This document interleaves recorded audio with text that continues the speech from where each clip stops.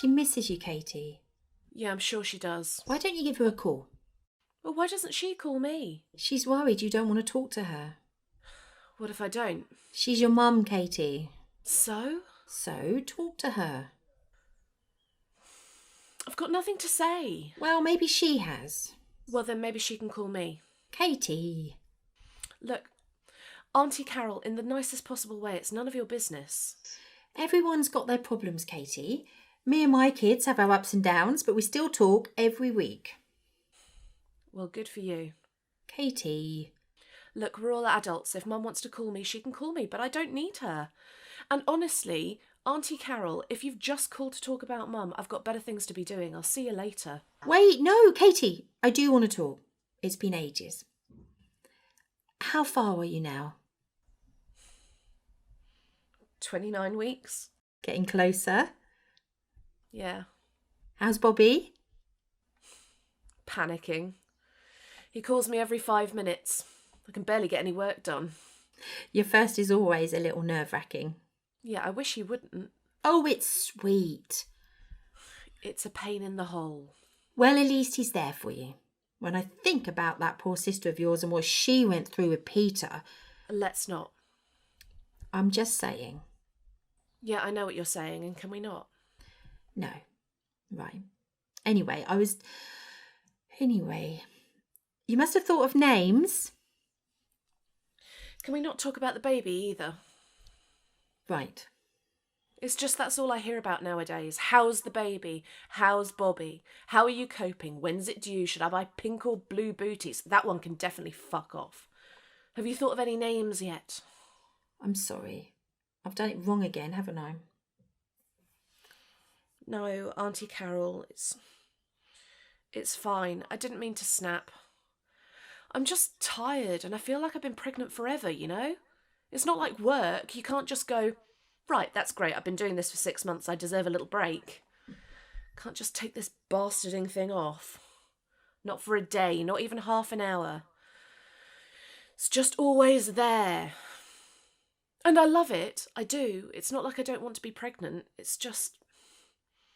I could do with a break. You know, just 5 minutes to reset my head. Do you know what I mean? Of course, sweetheart. You wait till it's born. At least when it's attached, you know where it is. Cheers. No, I didn't mean that. Look, I know it's tough, but it's also the most amazing thing in the world. You'll get there. Trust me. Uh-huh. Right, no, let's not talk about the baby.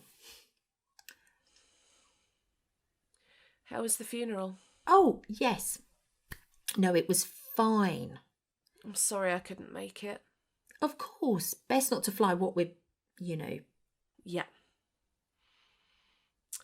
Good crowd? Yes, it was actually. Lots of the old works crowds that's still about. The boys from the King's Arms, most of the darts crowd, a lot of the family, you know. Lovely. I'm glad it was a good turnout. Yes, even Jackie and Simon showed up.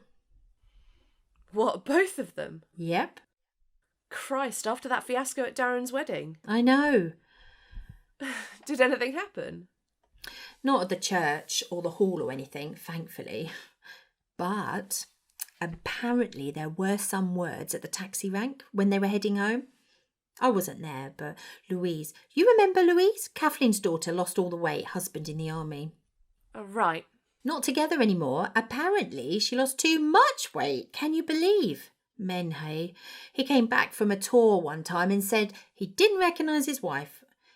And that was that. Auntie Carol? Oh, right, yes.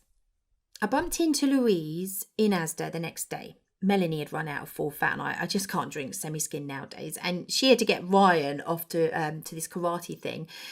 And anyway, Louise saw Jackie and William and Simon. Who's William? Oh, Jackie's new fella. Nice guy. Something in computers. Oh, calls himself Will IT.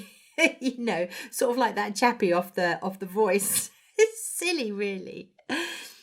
Anyway, Louise saw Jackie and William and Simon all waiting for taxis on Duke Street.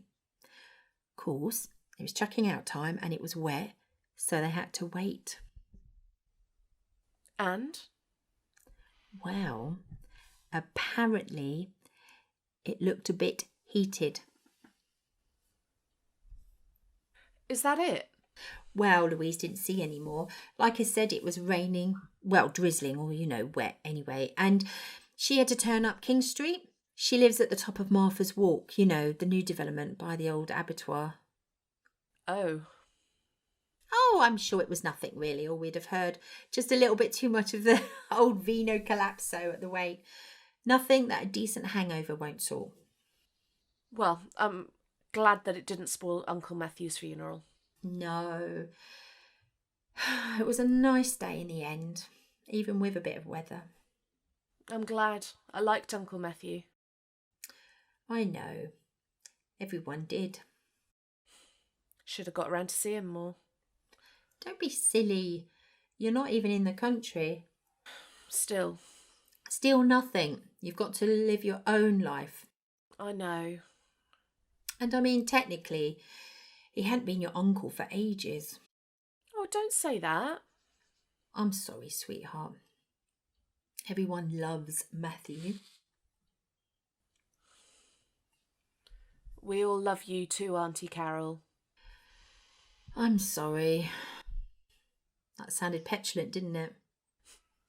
Only a little.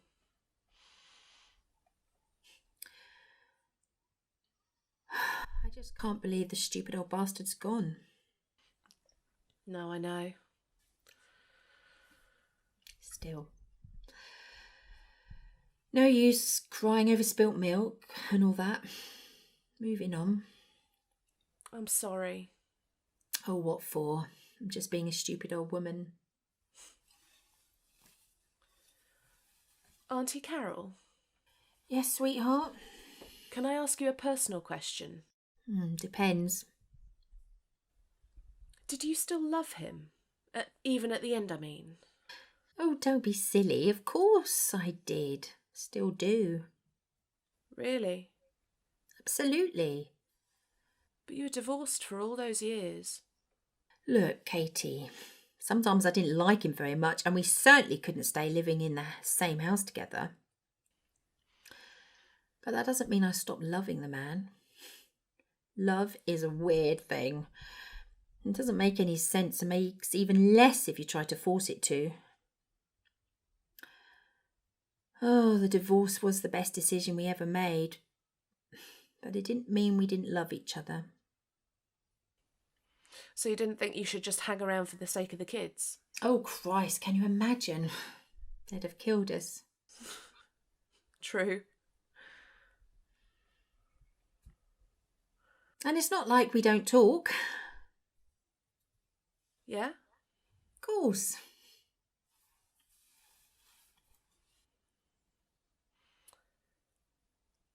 And Mum was there too, yeah? At the funeral? It was lovely of her to come. How was she? Good. Usual aches and pains, but good for the most part. Oh, she's back at It's a Snip now. Barry let her back? She's a damn good hairdresser and she's great with the clients. She's got the family mouth. She has, and it runs away with her sometimes. She said she never wanted to see me again. She didn't mean it. Well, then why did she say it?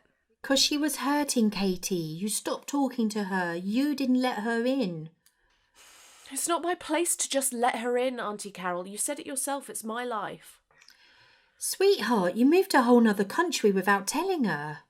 Well, I couldn't have come here if I'd told her in advance. She'd have found some way to make me stay. Well, you're there now. And you're about to have her grandbaby. You're pretty much as settled as you could be.